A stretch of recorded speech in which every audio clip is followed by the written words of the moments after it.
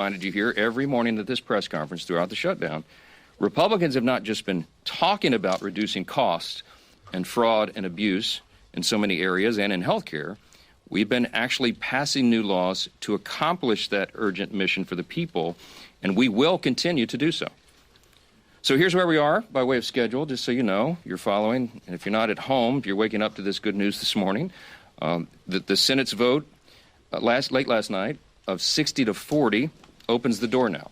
The Senate is moving forward on an amended House CR, a continuing resolution, that will reopen the government until January 30th.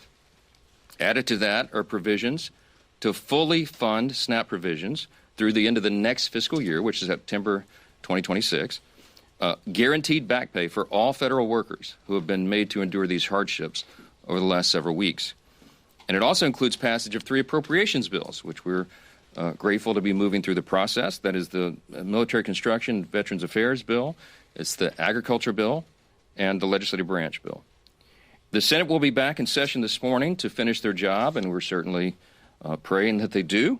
They'll need unanimous consent from all senators to fast-track their final vote. As you know, there are some procedural hurdles that one or more could throw in the way, but we certainly hope that they won't do that because so many people across this country are desperate for the government to reopen.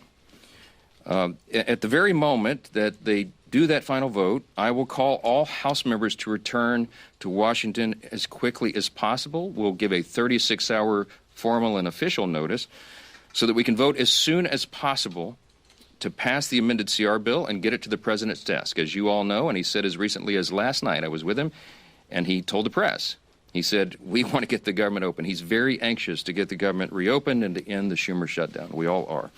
With regard to the travel challenges, I spoke yesterday at some length with Transportation Secretary Sean Duffy, my former colleague and good friend, and he lamented the serious situation that we have with air travel in the U.S. He's bent over backwards, as all members of the administration and the cabinet have done in all of their areas of jurisdiction, to try to keep the government working for the people and to mitigate the pain and the harm. But the problem we have with air travel is that our air traffic controllers are overworked and unpaid, and many of them have called in sick. That's a very stressful job, and even more stressful exponentially when they're having trouble providing for their families. And so air travel has been grinding to a halt in many places.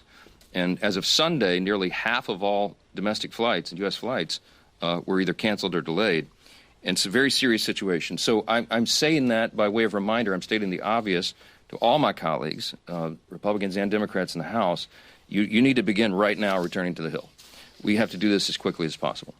Now, we look forward to the government reopening this week so Congress can get back to our regular legislative session. We have a lot of business to do, as you all know, and we will be working in earnest. There'll be long days and long nights here for the foreseeable future to make up for all this lost time that was imposed upon us.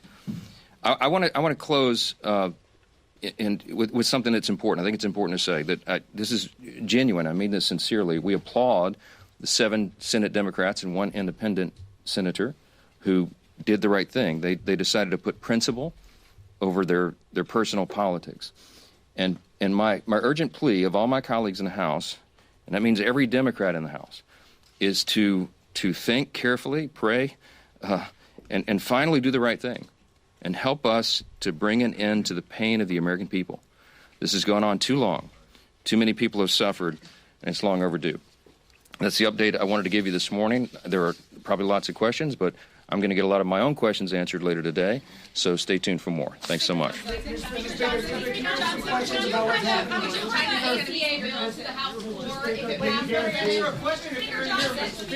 required to take a question. You're required to take a question. Is this going to be a fight in the House?